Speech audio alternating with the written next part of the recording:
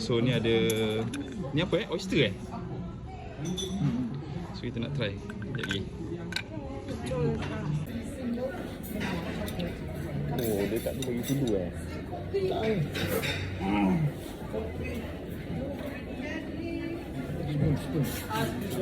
Okay, thank you. Thank you.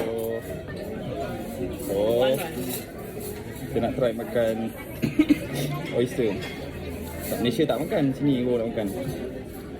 Darah limau. Bismillahirrahmanirrahim. Oi. Bismillah.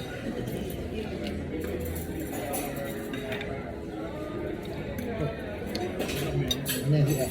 Ha? Aneh sikit. Bau tak ada. Dia macam cek belon juga.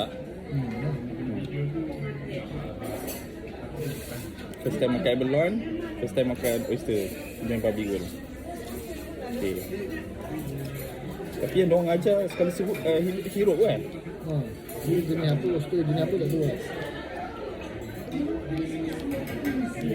Oh, dia memang ada bau dia lah.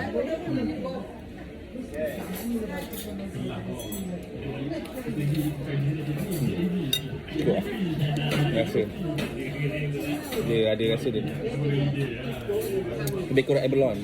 Cuma yang abalone kita makan tu, dia dah masak, dia dah buang rasa ni. So rasa lebih kurang.